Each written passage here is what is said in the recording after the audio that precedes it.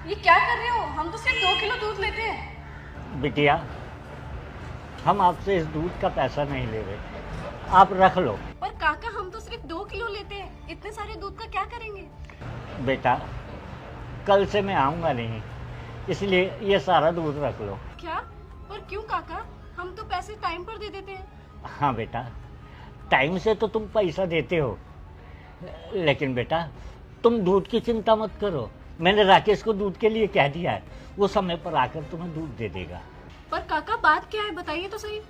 बेटा, मजबूरी ही कुछ ऐसी है। पर काका, बात तो बताइए क्या है, हम भी आपके बच्चे जैसे हैं, प्लीज बताइए।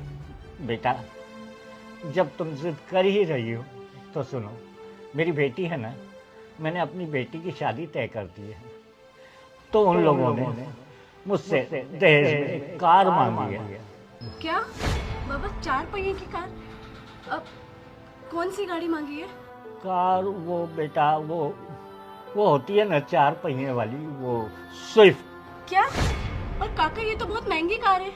हाँ बेटा, अब बेटी तो बेहानी है ही, अब बेटा कुछ ना कुछ तो करना ही होगा ना। पर काका, इतने पैसे कहाँ से लाएंगे आप? बेटा, हमारे पास जमीन जायदाद तो है नहीं जो उसे बेचकर बेटी के ब्याह में लगा दूं। मेरे पास 4 भैंसें हैं और एक एक भैंस 1.25 लाख की है, इसलिए उन भैंसों को बेचूंगा और कार का इंतजाम करूंगा, तो अपनी बेटी को ब्याह दूंगा। पर काका, आपका सारा गुजारा उससे चलता है, वो भी बेच देंगे तो आप कैसे रहेंगे? बेटा, बिटिया की शादी हो जाएगी तो हम दोनों बूढ़े रह जाएंगे, हमारा क्या है, गुजार लेंगे जैसे भी होगा। पर काका, एक बार आप बात करके तो देखिए, क्या पता वो मान जाए। बेटा, तुम कहती हो तो मैं बात कर कर देखता हूँ। और काका, जो भी बात हो मुझे कल आके जरूर बताना। हाँ ठीक है बेटा, मैं कल जरूर आऊँगा और तुम्हें बताऊँगा क्या बात हुई। हाँ काका, और आप परेशान मत होइए, जितना हमसे हो पाएगा हम आपकी मदद करेंगे। बेटा, तुमने इतना बोला, ये मेरे लिए बहुत है। ठीक है बेटा, मैं चलता हूँ। जी काका।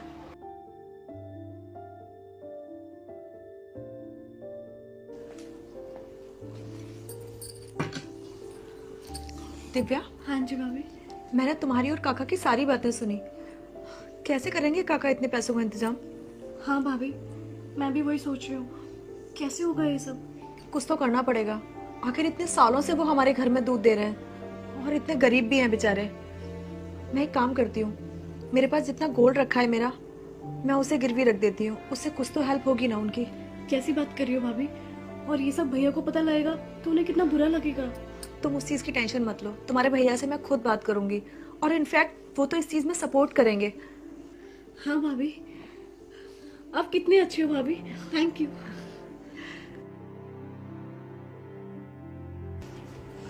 दिव्या, हाँ जी भाभी। ये ले, मैंने कुछ पैसों का इंतजाम किया है, काका है ना तो उनको दे देना, इनसे उनकी थोड़ी तो हेल्प हो ही जाएगी ना। हाँ भाभी, लेकिन काका आएंगे ना? बोला है ना तूने? हाँ, बोला तो था। तो देख, आएंगे जरूर। हाँ। लगता है काका आ गए, मैं मिलके आती हूँ। काका। हेलो भाभी, वो मैं कहीं बाहर जा रहा था, तो मम्मी आएंगे तो उन्हें चाबी दे देना। ठीक है भैया, बाय।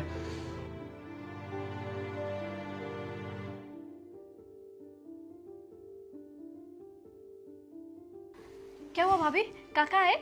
नहीं काका नहीं थे, ऊपर वाले भैया थे, उनको कहीं बाहर जाना था तो अपने फ्लैट की चाबी देने आए थे।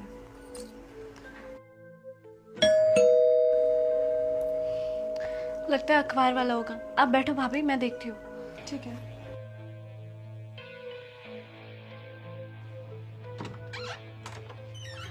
अरे काका आप? हाँ बिटिया, आपका बहुत बहुत धन्यवाद।